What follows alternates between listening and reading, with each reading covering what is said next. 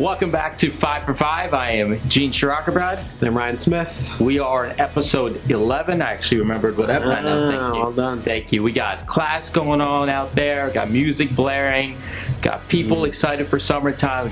It's just a different energy. I feel like summertime brings out a bunch of stuff.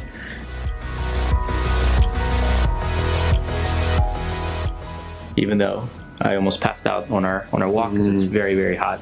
Little thing Ryan and I do when we have a meeting, we just walk around and do a loop. We have walking meetings, but it was very hot outside. It was very hot outside. Yes, but I'm okay. Fear not. Don't be concerned. I am good, and we are here to give you a few ideas over 5 minutes to get you set up for the rest of your week, to talk about, think about, and comment about with us. 5 minutes on the clock. Who's starting this? You are. I want to talk about something that's unique to clinicians, to coaches, really to anybody that manages a group of people, in that we hear the commonality of issues. So what I mean by that is, to me, it's always fascinating that we have concerns, but these concerns are amplified if there is a huge uncertainty to them. So common one is, how will I be perceived in class if it's a group class scenario here? How am I seen in a group of others?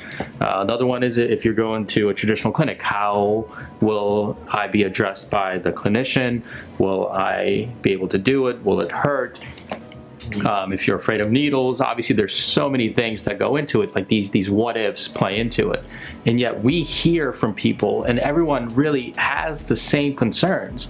And those concerns go away so quickly once they are acknowledged, once they're brought to the surface. And this is a level of vulnerability that's required, right? To say that, one, to talk about it, this is what I'm afraid of, instead of, one, not doing it, avoiding fitness, avoiding doctors, avoiding any scenario that you're afraid of. And two, it's eventually doing it and recognizing that everybody in the area, or everybody within you, everyone within the community, has similar concerns or similar issues. So everybody is struggling with something, yet not everybody is willing to challenge themselves to deal with that, and even more so in a group setting. So it's fascinating to me to see that level of vulnerability and how quickly people bond, not even knowing necessarily why they're bonding, but they are. There's this unspoken time or feeling that happens, and it's just really fascinating to see. And I wish that people would cross that barrier a little bit quicker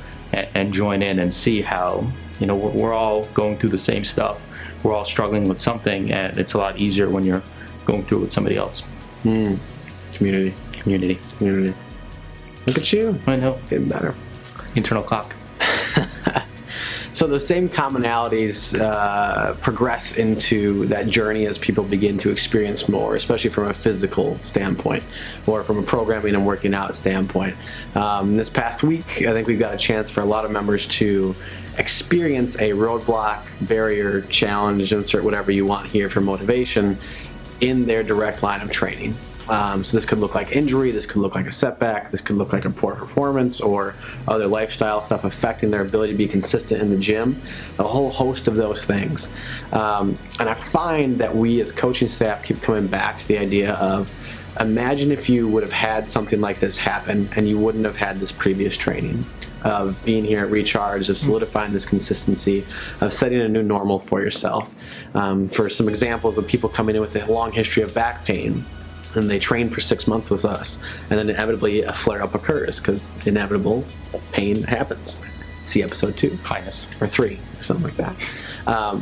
And to see their response of like, oh no, but then us drawing back to, but look at how much you've changed to respond to this barrier, challenge, etc. here.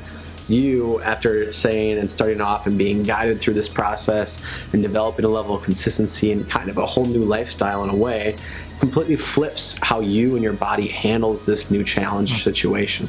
I think that's really underestimated, is people don't see always the change of, weight loss or stuff like that always within the time of training. But what we see as a coaching staff is a change in resiliency and a change in mindset.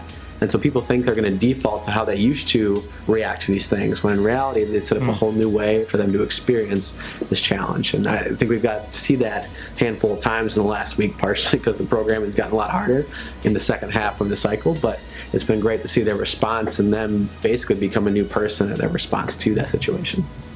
That's cool. A new default, essentially. Default challenge. Yeah, that is fun to see. I think we take that for granted because we see that transition happening over time. That's cool.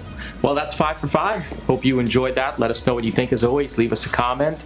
What are your thoughts? Have you seen a commonality when there's a struggle? Do you feel like when you're around other people, you kind of blend in and the community helps you? Have you created a new default and haven't even realized it after you push yourself? How do you move past that roadblock of what you were before instead of what you are now? We could even argue that you have to have a new challenge to figure out your new capacity to deal with it at times. So that's it. We'll catch you again next week on 5 for 5 from Recharge.